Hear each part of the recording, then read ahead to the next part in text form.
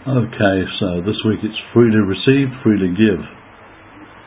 So many people are pressured, bullied and manipulated by emotional and religious blackmail into tithing, which is a requirement of the Temple Levitical system, a system that's no longer in operation. Separate from the system was free will offerings, a system that is still in place and absolutely encouraged by Yeshua and operated by his first emissaries, particularly with regard to orphans and widows. In fact, he states that anything we do for the so-called insignificant or unseen needy, we do for him, and to do it with a cheerful heart or wholeheartedly. Life isn't a rehearsal, we only get one go at it, so let's make it count. In our reading we see how a voluntary offering was called for before tithing was instituted, and the qualification? Anyone whose heart makes them willing is to bring the offering for Yahweh.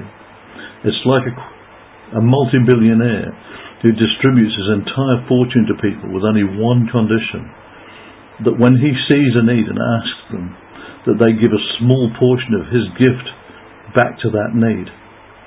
Not only did the tribes bring daily voluntary offerings, and remember they gave gold, silver, bronze, precious dyed cloth, leathers, oils and gemstones, no cast-off second-hand rubbish, no old fridges or old toasters they no longer used or needed, but they had to be told to stop because they were bringing far more than was needed. They were being over-generous. Can you imagine any of today's institutions saying, no more, you've done enough? In fact, the wording used was, they had to be restrained.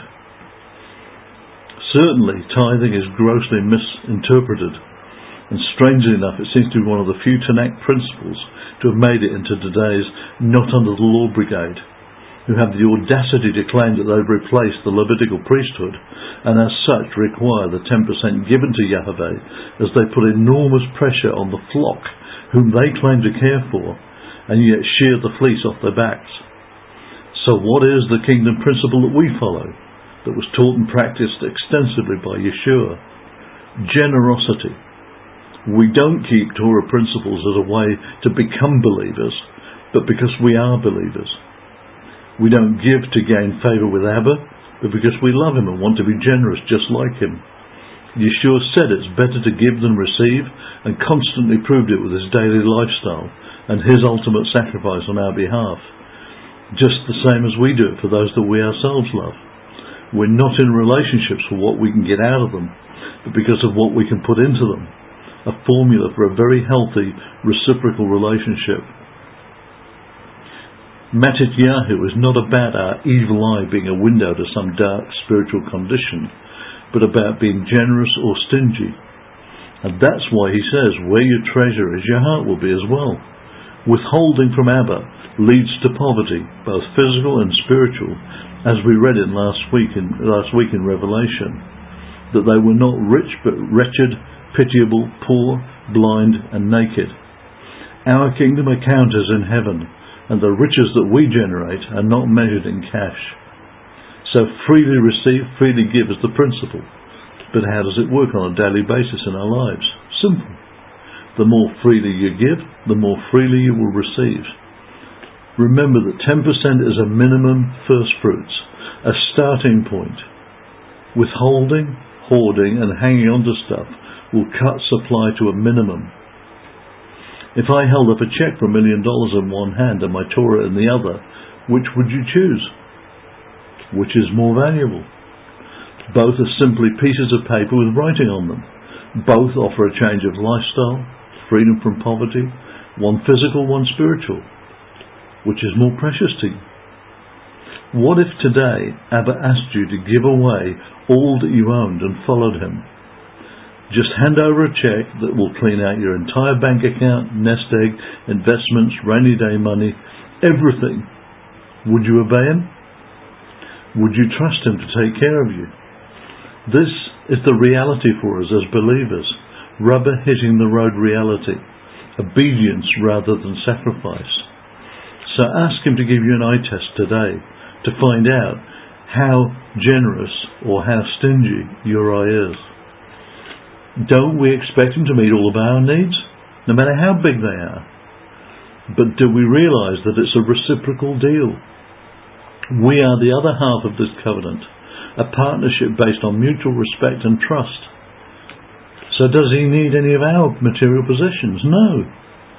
But he knows that others do, and from time to time he won't hesitate to ask them to supply our needs or ask us to supply theirs, because circumstances change. Do we believe he loves and cares for believers in the Western world more than those in the Third World countries? Of course not. But many people do, and they equate faith or trust with wealth. And just like the rich Laodiceans, they think they're more blessed. Talmud, we only have more at times to distribute, to share, to voluntarily supply areas close to his heart. So ask him and pray, expecting that because he's given us the burden for this need, that we may well be part of the answer.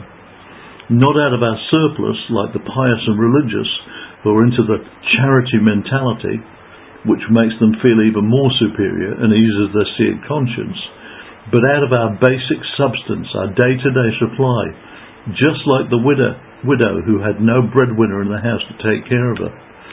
She had no one to replace what she'd given, but what she did have was complete trust in Abba, knowing that he takes what's in our hand and multiplies it, just like the cruse of oil and the bread and the fish.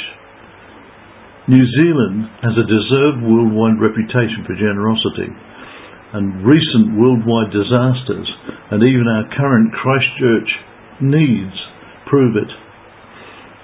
Because just like the widow, we don't give out of a huge surplus, but from the heart. Because per head of population, New Zealand giving is right up there on the worldwide scale. Because as a nation, we don't have a stingy eye. And I suspect that we're blessed as a nation because of that. And also for our grassroots support of Israel. So the question today is, what's in your hand? What's he asking of you? What and who are you praying for? What burdens has he placed on your heart? Not just some response to some overseas mega ministry that have been manipulating your emotions. What are you hearing directly from him? I guess the other question is, are you hearing from him? Or aren't you really sure? Then pray asking for an ear to hear what he's saying to you and to the body. If necessary, ask someone to pray with you for this essential gift of hearing. And as you spend more time listening, you will learn to recognize his voice. But to do this, you have to incline your ear towards him. You have to make the effort, because he won't shout. He isn't in the earthquake, or the wind, or the fire, but in that steady, sure, reliable voice. In other words, he's into relationships far more than signs and wonders, because it's not by might, it's not by power, but by his Spirit, the Ruach HaKodesh, the Spirit of truth. No, not the Holy Ghost. It also means he isn't to blame for every natural disaster, those so-called acts of God, weather patterns and conditions caused by men's greed, after they stripped the planet without replacing resources. Surely the recent extreme storms, both economic and physical, and the unnatural disasters have shown us we are not in control. We haven't got all of the answers. Are these merely birth pangs? Arrogance is a commodity supplied by stupidity, and it's a mistake that only the young can occasionally afford if they survive it. Most nations in the West are Laodiceans. They think they're rich with their falsely called Judeo-Christian traditions and their selfish Greek democracies, and that can't possibly go together. Just as water can't go together with oil, you can't bring all these traditions together. They're totally opposed to each other. But in the reality, they are wretched, pitiable, poor, blind and naked, and could do well to read and absorb the message regarding their future appointment in Megiddo, the Valley of Armageddon. And it's not, as they suppose, a place of slaughter for the Jews. On the contrary, it's where he will judge the Gentile nations who scattered, abused and mistreated Israel, and those who have tried to and have divided his land. A relevant modern fulfillment of prophecy is taking place right now. And notice his emphasis on my land. It's his land. And in the increasing near future, we will neither be able to buy nor sell, but we will be able to give and receive.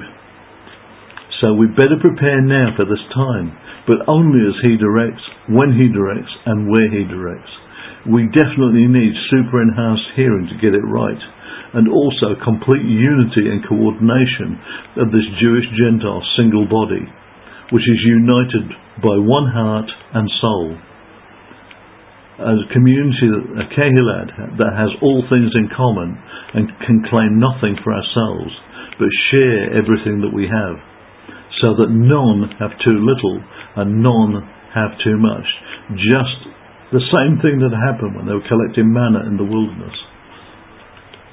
I will continue to quote these kingdom principles in an effort for them to become a natural part of our everyday lives, and not just some nice, neat, new theory to preach and study. Actually, putting these things into practice is what will guarantee that we learn and understand them.